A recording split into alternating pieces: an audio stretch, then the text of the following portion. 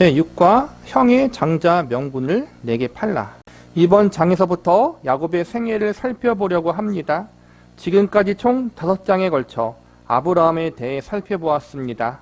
아브라함이 남달라서가 아니라 그의 생애를 보면 믿음과 구원에 대해 잘 이해할 수 있기에 비교적 상세히 다뤘습니다. 야곱의 경우도 마찬가지입니다. 성경이 야곱의 생애를 주목하는 것은 그가 특별한 사람이어서가 아니라 하나님이 말씀하시고자 하는 중요한 메시지가 야곱을 통해 잘 드러나기 때문입니다.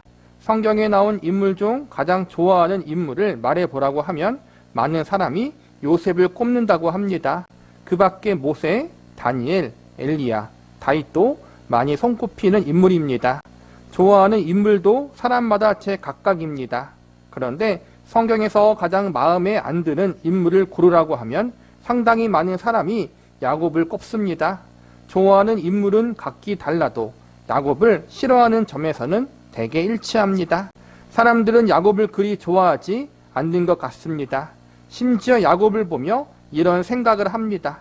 하나님은 참 이상하시다. 왜 하필 야곱 같은 사람을 택하셨을까? 그러나 저는 야곱이 있어 참 좋습니다. 그가 있어서 얼마나 큰 위로가 되는지 모릅니다. 야곱의 행동을 보면 야곱보다는 그나마 우리가 나은 것 같은 생각이 듭니다.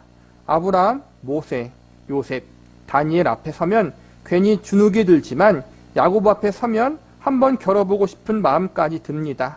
그런데 사람들이 갖고 있는 야곱에 대한 편견과 달리 야곱의 인생 여정에는 은혜롭기 그지없는 메시지가 담겨 있습니다. 우리가 지난 시간까지 아브라함을 배웠는데 이제 중간에 이삭을 빼고 야곱으로 바로 넘어가요. 여러 가지 이유가 있겠지만 박연선 목사님의 시각으로 볼 때는 그래도 아브라함 같은 경우는 구원이 어떻게 우리에게 시작되었는지, 구원의 은혜가 무엇인지를 우리에게 알려주는 가장 좋은 샘플이라고 할 수 있고, 야곱 같은 경우는 어찌 보면 하나님을 알고 있음에도 불구하고 지지리도 말을 안 들어서 하나님 앞에 많이 혼나서 돌아오는 자, 어찌 보면 우리 같은 인물이라고 볼 수 있는 거예요. 그래서 구원의 은혜가 어떻게 하나님의 택한 백성에게 임하여서 그를 구원하는 거로 끝나지 않고 그를 연단하고 훈련하여 하나님이 원하시는 그 장성한 분량에 이르도록 만드시는가를 보여주는 샘플이 바로 야곱이라고 할 수 있는 거예요. 그래서 우리가 아브라함이나 모세나 요셉이나 그런 믿음의 사람들을 이야기하면 주눅이 들 수 있지만 야곱을 이야기하면 우리가 그래도 더 이해하기 쉽고 더 위로를 받을 수 있다는 거예요. 야곱 같은 말썽장이, 야곱같이 지지리도 말을 안 듣는 인간도 하나님이 포기하지 않고 그를 변화시켜 주셨다. 우리도 그렇게 하나님 앞에 하나님의 은혜로 포기되어지지 않고 변화될 수 있다. 이러한 위로를 얻을 수 있는 가장 좋은 샘플이 야곱이라는 거예요. 택하심을 따라 되는 하나님의 뜻. 본문 말씀 앞에는 이런 사건이 기록되어 있습니다. 이삭이 그의 아내가 임신하지 못하므로 그를 위하여 여호와께 간구하매 여호와께서 그의 간구를 들으셨으므로 그의 아내 리브가가 임신하였더니 그 아들들이 그의 태 속에서 서로 싸우는지라 그가 이르되 이럴 경우에는 내가 어찌할꼬 하고 가서 여호와께 묻자온데 여호와께서 그에게 이르시되 두 국민이 내 태중에 있구나. 두 민족이 내 복중에서부터 나누리이다. 이 족속이 저 족속보다 강하겠고 큰 자가 어린 자를 섬기리라 하셨더라. 그 해산 기한이 찬즉 태에 쌍둥이가 있었는데 먼저 나온 자는 붉은 전신이 털옷 같아서 이름을 에서라 하였고 후에 나온 아우는 손으로 에서의 발꿈치를 잡았으므로 그 이름을 야곱이라 하였으며 리브가가 그들을 낳았을 때 이삭이 60세였더라. 이 출생 기사는 중요하므로 이후에 나오는 사건들은 이 내용을 염두에 두고 이해해야 합니다. 우리가 야곱의 생애를 살펴볼 때 가장 납득이 안 되는 부분은 그가 형을 속여 장자의 명분을 빼앗았다는 점일 것입니다. 음식을 미끼로 장자의 명분을 빼앗다니 비겁하고 남자답지 못하다는 생각이 듭니다. 하지만 야곱은 본래 그런 사람일 수밖에 없다고 그 이름이 가르쳐주고 있습니다. 야곱이란 이름은 발 뒤꿈치를 잡다라는 뜻으로 의역하면 약탈자라는 뜻을 담고 있습니다. 강도요 도둑인 것입니다. 그러면 속여 빼앗은 사람인 야곱은 그 많은 것 가운데 왜 굳이 자기 형 에서가 가진 장자의 명분을 빼앗으려고 했을까요? 우리는 약탈자인 야곱을 비난하다가 이렇게 약삭빠른 야곱을 도대체 하나님은 왜 택하셨을까 의아하게 여기고 맙니다. 이번 장에서는 바로 이 문제를 살펴보려고 하는데 그동안 우리가 참 얼마나 엉성하게 믿고 살았는지 깨닫게 될 것입니다. 야곱과 에서의 이야기에서 가장 이해가 안 가는 대목은 왜 하나님이 장자인 에서가 아니라 야곱을 택하셨을까 하는 점입니다. 이런 의문은 택하심이라는 말을 우리의 기준으로 이해하는 데서 비롯합니다. 하나님이 택하셨다라는 말은 인간이 가진 조건은 하나님에게 선택의 기준이나 고려의 대상이 될 수 없다라는 말입니다. 하나님이 정해놓으신 커트라인을 우리가 통과해서가 아니라 하나님이 우리를 강권하셔서 우리가 구원받았다라는 뜻이 택하심이라는 말 속에 들어있습니다. 이를 교리에서는 애정 또는 선택이라는 말로 표현합니다. 하나님이 택하실 때 선택받은 사람의 능력이나 조건은 고려 대상이 아닌 것입니다. 그런데도 우리는 자꾸 오해합니다. 에이, 아무리 그래도 그렇지 택할 만하니까 선택받았겠지라는 편견이 있는 것입니다. 야곱의 생애에서 보여주는 가장 큰 성경의 메시지는 인간에게는 결코 하나님의 은혜를 받을 만한 조건이 아무것도 찾아볼 수 없다. 이거의 가장 좋은 예가, 대표적인 예가 야곱이기 때문에 야곱에 대한 말씀을 중심적으로 어찌 보면 아브라함 다음으로 야곱의 이야기를 길게 성경에서 이야기하고 있는 것이라고 볼 수 있어요. 야곱의 생애를 보면 그는 전혀 하나님이 보시기에 합당하지 않은 자였어요. 오히려 할아버지가 아브라함이고 아빠가 이삭이에요. 믿음의 가문, 정확히 말하면 3대예요. 믿음의 3대 가문에 태어난 그인데도 불구하고 얍삭빠르고 남을 등치고 어떻게 해서든지 자기가 원하는 것을 쟁취하고 마는 전혀 그 할아버지나 그 아버지의 믿음의 발자취를 따라가지 않는 그러한 삶을 산 사람이 야곱이었어요. 그런데도 하나님은 그런 야곱을 택하셨고 포기하지 않으셨어요. 즉 야곱의 모습을 통해서 하나님의 택하심, 하나님의 구원의 은혜는 인간의 그와 같은 조건에 의해서 이루어진 것이 아니라는 것을 확실하게 보여주고 있다는 거예요. 하나님이 전적인 당신의 권한으로 택하셔서 하나님의 자녀로 불렀는데도 택함 입은 사람에게 그럴 만한 자격이 있어서 하나님은 그를 택하셨을 것이라고 생각하는 것입니다. 도대체 하나님은 왜 저런 사람을 택하실까 하며 의아스러운 것은 선택이 무엇인지 몰라서 그렇습니다. 선택을 시험 합격과 같은 것이라고 착각하기 때문입니다. 하지만 성경은 우리가 자격을 갖춘 것 하나 없이 하나님의 자녀가 되었다는 이야기를 하기 위해서 택하심이라는 단어를 쓰고 있습니다. 로마서 9장입니다. 또한 아브라함의 씨가 다 그의 자녀가 아니라 오직 이삭으로부터 난 자라야 내 씨로 불리리라 하셨으니 곧 육신의 자녀가 하나님의 자녀가 아니요 오직 약속의 자녀가 씨로 여기심을 받느니라. 약속의 말씀은 이것이니 명년 이때에 내가 이르리니 사라에게 아들이 있으리라 하심이라. 그뿐 아니라 또한 리브가가 우리 조상 이삭 한 사람으로 말미암아 임신하였는데 그 자식들은 아직 나지도 아니하고 무슨 선이나 악을 행하지 아니한 때 택하심을 따라 되는 하나님의 뜻이 행위로 말미암지 않고 오직 부르시는 이로 말미암아 서게 하려 하사 이브가에게 이르되 큰 자가 어린 자를 섬기리라 하셨나니 기록된 바 내가 야곱은 사랑하고 에서는 미워하였다 하심과 같으니라. 성경이 얼마나 분명하게 말씀하고 있습니까? 택하심은 인간의 행위나 그가 지닌 자격과 무관합니다. 야곱이 어떤 행위를 하기도 전, 아니 야곱이 태어나기도 전에 하나님이 야곱을 택하신 것입니다. 그런데 우리는 자꾸 왜 하나님은 야곱을 선택했을까라고 묻습니다. 야곱이 저지른 얄미운 행동이 떠오르기 때문입니다. 우리는 자꾸 우리가 볼 때 우리보다 못난 사람들을 보며 교회 안에 있는 우리보다 못난 사람들, 내가 볼 때 내 기준을 볼 때는 믿음이 없는 것 같은데 참으로 야곱처럼 하나님을 더 사랑하기보다는 거룩하기보다는 믿지 않는 사람들과 똑같이 살아가는 것 같은데 왜 하나님이 그를 택하셨을까? 왜 그들을 구원하셨을까라는 의문을 품을 때가 있어요. 그 의문을 품기 전 우리는 알아야 될 것이 야곱도 그랬고 우리도 마찬가지고 우리가 하나님이 원하시는 커트라인을 통과했기 때문에 구원의 은혜를 받은 것이 아니라 우리가 잘했기 때문에 하나님의 자녀가 된 것이 아니라 모든 것을 다 제외하고 오로지 하나님의 강건하신 사랑과 은혜로 택함받았다는 거예요. 그래서 구원받았고 그래서 하나님의 자녀가 되었다는 거예요. 이걸 우리는 절대로 잊으면 안 된다는 거예요. 그리고 그 예를 보여주는 것이 바로 야곱의 모습이고 야곱의 인생이라는 거예요. 성경이 야곱을 들어 말하고자 하는 핵심은 하나님이 야곱을 택하셨기 때문에 그의 인생을 놓아두지 않고 간섭해서 길렀다는 것입니다. 야곱이 에서보다 나은 자라서 하나님이 택했는가 하는 질문에 성경은 관심이 없습니다.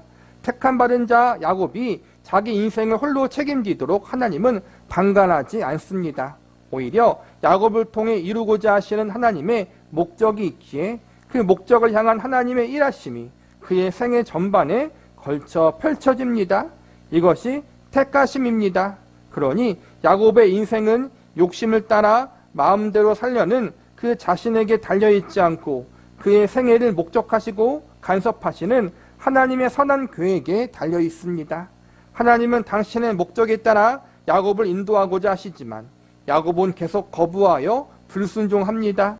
하나님의 인도하심과 야곱의 불순종 사이에 일어나는 갈등이 야곱의 신앙 여정 내내 계속됩니다. 이것이 야곱의 인생입니다. 그러나 에서에게는 하나님의 간섭하심이 없습니다. 그는 택함받지 않았기 때문입니다. 우리는 택함받은 야곱이 하나님의 인도를 받아 걸어가는 신앙 여정은 보지 못한 채 야곱은 흠이 많은 사람인데 왜 하나님은 그를 택하셨는가라는 의문에만 매달립니다. 택하심이라는 말의 의미를 오해해서 그렇습니다. 하나님은 야곱이 리브가의 뱃속에 있을 때, 아니 그 이전에 이미 그를 택하셨기 때문에 야곱은 하나님 앞에 돌아올 수밖에 없는 운명이 결정된 자인 것입니다. 하지만 그렇다고 야곱이 로봇처럼 하나님의 의에 조종되는 존재라는 말은 아닙니다. 그는 자유의지를 지닌 한 인간으로 하나님 앞에 서 있습니다. 여기서 중요한 단어가 택함이라는 단어예요. 하나님의 택함을 받았다. 이것은 하나님의 은혜로 부름받았고, 그러니까 택함은 은혜와 같은 동일 언어라는 거예요. 야곱이 얼마나 하나님 앞에 적극적으로 불순종한 거잖아요. 겉은 하나님의 백성이에요. 하나님을 찾아요. 기도해요. 그러니까 종교적으로, 신앙적으로 교회도 다니고 예배도 드리고 헌금도 하고 하나님 앞에 서원도 하고 그러한 모습이 보인다는 거예요. 그런데 그의 삶의 모습을 들여다보면은 전혀 거룩한 삶의 모습, 거룩한 믿음의 가치관이 없었다는 거예요. 그러니까 믿는 사람이나 믿지 않는 사람이나 교회 다니는 것 빼고는 다를 게 없는 그 모습이 야곱이었다라는 거예요. 왜냐하면 알잖아요. 그는 자기가 원하는 것은 사기를 치더라도 반드시 얻어내고자 하는 수단과 방법을 가리지 않았던 야곱이었어요. 그런데 그런 야곱을 하나님이 택하셔서 부르셨어요. 에서가 더 낫냐, 야곱이 낫냐? 그 부분은 성경이 특별히 이야기하고 있지 않지만 객관적인 시각으로 보면은 에서나 야곱이나 둘 다 비슷하다라는 거예요. 한마디로 이야기하자면. 그런데 하나님은 야곱을 택하시고 사랑하셨어요. 이것은 하나님 마음이고 하나님의 은혜예요. 더 중요한 것은 택하신 걸로 끝나지 않고 그 택함받은 야곱의 인생을 하나님이 붙드셔서 마침내 하나님 앞에 항복하도록 하나님 앞에 무릎 꿇고 하나님만이 참된 하나님이십니다. 하나님만이 주인이십니다. 하고 항복하고 두 손 들도록 그를 이끄시고 마지막에는 더 성숙하고 새롭게 변화된 모습으로 야곱을 이끌었다라는 거예요. 이게 택함의 은혜예요.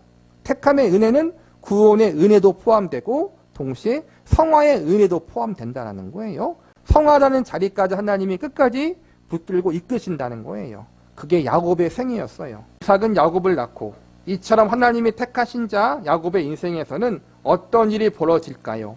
맨 처음 일어난 일은 야곱이 형 에서가 가진 장자의 명분을 빼앗은 사건입니다. 야곱은 왜 장자의 명분을 빼앗으려고 했을까요? 유산을 많이 물려받기 위해서였을까요? 야곱이 장자의 명분을 빼앗으려고 한 이유를 이렇게 짐작해 볼 수 있습니다. 본문 말씀을 보면 야곱이 장자의 권리가 중요하다는 것을 잘 알고 있습니다. 야곱이 그렇게 생각하게 된 것은 어머니인 리브가가 아들을 잉태했을 때 하나님이 계시하신 내용을 그에게 들려주었기 때문이 아닐까 추정해 봅니다. 이것이 형에게 장자의 권리를 넘겨달라는 배짱을 부릴 수 있는 근거가 되었을 것이라고 생각합니다. 당시 장자의 자리를 넘는다는 것은 감히 상상할 수 없는 일이기 때문입니다. 본문을 보면 야곱은 장자의 명분을 얻고야 말겠다고 결심한 듯 보입니다. 큰 자가 어린 자를 섬기리라라고 하신 하나님의 말씀을 알게 된 야곱은 자신이 장자가 아님에도 하나님이 형이 아닌 자신을 택하셨다는 확신이 들었을 것이고 이 확신이 장자의 명분을 빼앗으려는 동기로 작용했을 것입니다. 한편 이런 의문도 듭니다. 하나님이 이 일을 허락하신 것이라면 하나님이 작정하신 대로 큰 자가 어린 자를 섬기게 될 것이라면 야곱은 그저 잠자코 기다리기만 해도 될 텐데 왜 속임수까지 써가며 장자의 명분을 얻으려고 했을까 하는 의문입니다. 야곱은 하나님이 에서가 아닌 바로 자신을 택하셨다는 것을 어머니로부터 들어 알았으면서도 장자의 명분, 어찌 보면 허울에 불과할지도 모르는 것을 왜 길을 쓰고 얻으려고 했을까요? 이런 관점에서 보면 본문 말씀의 초점은 야곱이 장자의 명분을 빼앗으려고 얼마나 비겁하게 굴고 있는가에 있지 않다는 생각이 듭니다. 오히려 왜 야곱은 장자의 명분을 얻으려고 했을까 하는 관점에서 본문을 살펴보게 됩니다. 앞장에서 구약과 신약을 영화의 영상과 자막에 비유하여 말씀드린 적이 있습니다. 이 둘은 메시지를 전하는 방식이 좀 다릅니다. 구약은 직접적인 해설이 아니라 스토리로 메시지를 전합니다. 자막처럼 직접적 해설이 아니라 스토리로 메시지를 전합니다. 자막처럼 직접 알려주기보다 상징이 담긴 사건으로 메시지를 전하는 것입니다. 이 둘의 차이를 염두에 두고 야곱이 장자가 된 사건을 보면 이렇습니다. 구약 시대에 가문을 잇는 사람은 언제나 장자입니다. 다른 자식은 가문의 족보에 올라가지도 않습니다. 그런데 본문 말씀에는 야곱이 장자의 명분을 얻기 위해 비겁한 방법까지 동원하고 평소 장자의 명분을 대수롭지 않게 여긴 예서가 이를 팔아넘긴 모습이 나옵니다. 이 사건을 마태복음은 예수 그리스도의 계보에서 이렇게 정리하고 있습니다. 아브라함이 이삭을 낳고 이삭은 야곱을 낳고 야곱은 유다와 그의 형제를 낳고 통상적 계보라면 첫째 아들 에서의 이름이 올라가야 할 것입니다. 아들이 여럿 있어도 장자만 계보에 들어가기 때문입니다. 그런데 이 계보는 이삭은 에서를 낳고라고 하지 않고 이삭은 야곱을 낳고라고 되어 있습니다. 야곱이 장자가 되었기 때문입니다. 그러니까 야곱이 단순히 인간적인 욕심에서만 더 유산을 많이 물려받기 위해서 그렇게 욕심을 낸 거라기보다는 그 아브라함의 가문에 속한 것이 믿음의 가문이잖아요. 그리고 아브라함에게 하나님이 그의 씨를 통해서 천하 만민에게 복을 주시겠다라고 약속도 하시고 아브라함은 그것이 단순히 육적인 자손을 통해서 많은 사람들이 복을 받는 것이 아니라 인류의 메시아가 오심으로 인류의 죄의 문제를 해결해 주신다라는 그러니까 장차 오실 예수님에 대해서 아는 자리에까지 가게 돼요. 그 사실을 아브라함은 분명히 이삭에게 이야기했을 것이고 이삭은 또한 자기 자식에게 알려줬을 거예요. 그래서 아브라함의 가문, 그들의 가문은 단순한 육신적인 가문이 아니라 그들의 가문을 통해서 인류의 구원자인 예수 그리스도가 오신다는 것을 배웠기 때문에 야곱은 그것에 대한 영적인 욕심과 갈망이 있었다라는 거예요. 반드시 그 메시아의 족보에 들어야 된다. 영적인 욕심에 의해서 그렇게 장자의 권리에 목매달았던 것이라고 지금 박영선 목사님은 보고 있다는 거예요. 내가 야곱을 사랑하였고 에서는 미워하였으며 이제 예수 그리스도의 계보라는 신약의 자막을 염두에 두고 이 사건의 의미를 생각해 봅시다. 야곱이 장자의 명분을 얻으려고 한 행동에는 어떤 의미가 있을까요? 신약의 렌즈를 통해 본문의 사건을 바라보면 장자의 명분을 얻으려고 한 야곱의 모습은 나는 예수가 필요하다. 나는 예수의 족보에 들어가야겠다라는 고백에서 비롯한 행동으로 보입니다. 이런 야곱의 태도는 에서의 태도와 대비됩니다.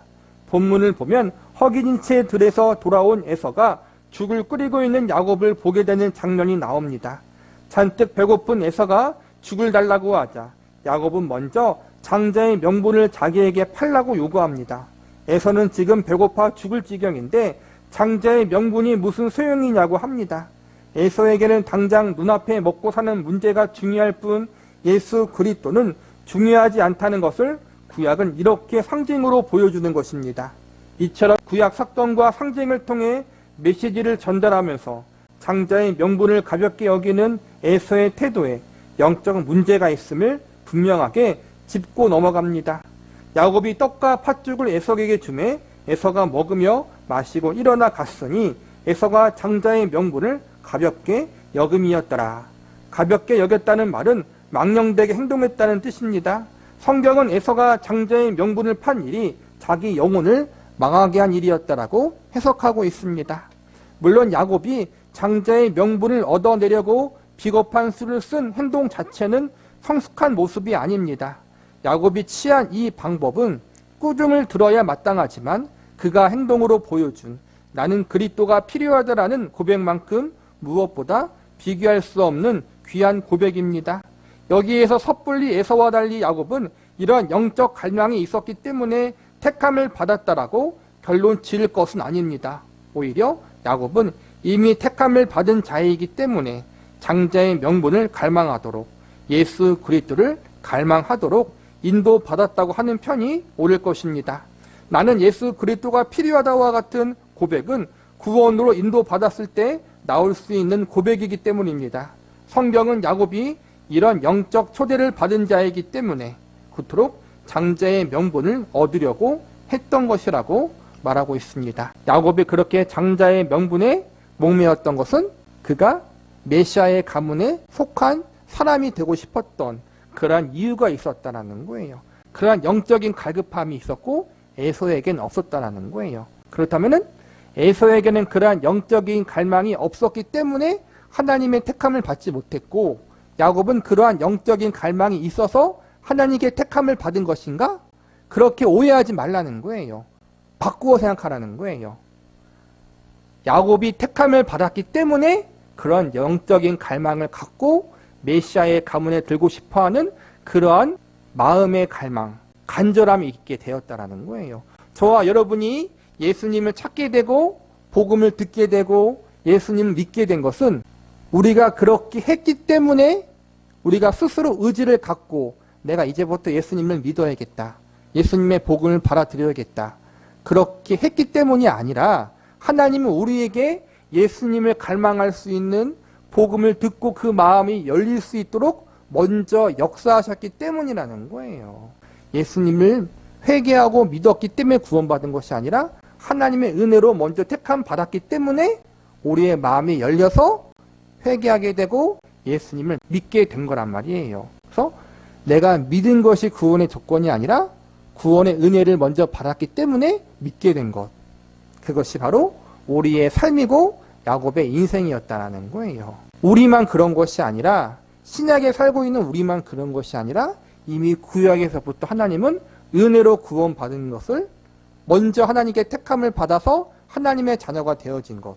구원은 조건. 인간의 그 어떠한 조건으로 이루어지는 것이 아니라 하나님의 전적인 강건하신 은혜와 사랑으로 이루어진다는 것을 우리에게 야곱의 모습을 통해서 그리고 뒤에 배우는 믿음의 선진들의 모습을 통해서 우리에게 알려주고 있다는 거예요.